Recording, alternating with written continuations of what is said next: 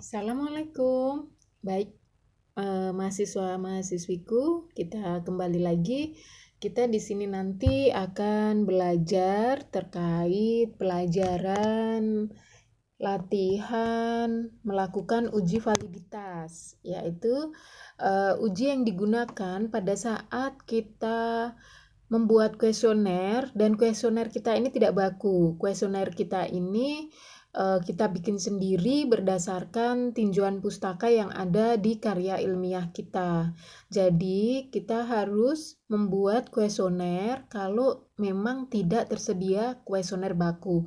Tetapi kalau tersedia kuesioner baku dari WHO, dari yang sudah standar internasional maupun standar Depkes yang udah dikeluarkan, itu Anda tidak perlu melakukan uji validitas, atau Anda menggunakan kuesioner dari penelitian terdahulu.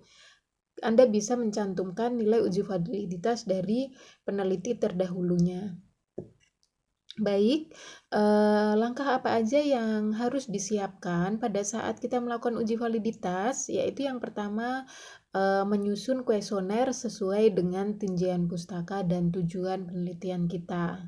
Setelah kuesioner itu disusun, kita harus melihat tempat atau tempat yang akan kita gunakan yang mempunyai karakteristik yang sama dengan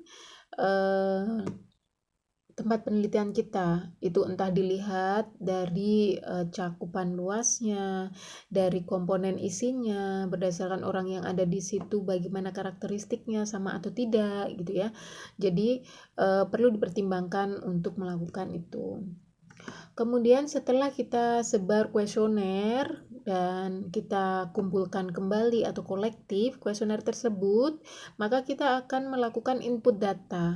Input data ini di laptop ya, kita menggunakan perangkat SPSS bisa, ataupun perangkat terbaru lainnya. Dipersilahkan ya. Tetapi di sini saya akan menjelaskan terkait penggunaan SPSS yang digunakan untuk melakukan uji validitas. Di sini skala yang akan diuji contoh dari slide yang saya berikan. Jadi video ini untuk menjelaskan kembali slide yang ada. Maklum di pandemi ini kita harus juga karena keterbatasan tidak bisa bertatap muka, maka kita menggunakan berbagai macam metode untuk supaya kalian lebih mudah memahami bagaimana materi ini bisa diserap dengan baik. Jadi setelah jawaban-jawaban dari kuesioner itu kita input ke data yang video sebelumnya kita telah belajar bagaimana cara menginput data, mulai data view sampai ke label data ya, memberi label pada data. Kemudian kita lihat nilai total. Setelah itu kita lakukan uji dengan SPSS. Jadi instalan SPSS ini sesuai dengan kadar laptop kalian masing-masing. Ya, jadi ada yang versi 21, 20 tergantung spek laptop kalian. Kemudian di sini ada langkah uji analyze, correlation, bivariate, kemudian masukkan variabel dan pilih percent, kemudian pilih tutile. Oke, sampai situ nanti akan muncul tabel-tabelnya, di mana di situ nanti kita akan melihat nilai totalnya, apakah dia lebih dari jumlah sampel R-tabel atau tidak. Contoh R-tabel yang kita gunakan sampelnya 30, R-tabelnya 0,361.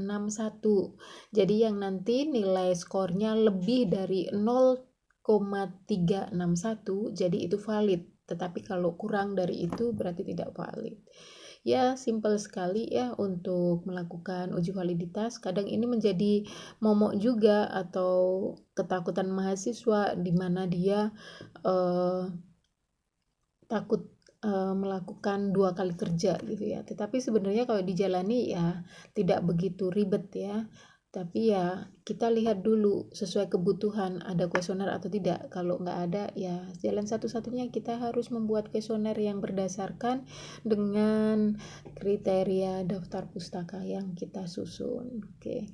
Saya rasa cukup sekian, semoga bermanfaat dan pelajari slide yang ada di modul. Lihat ya.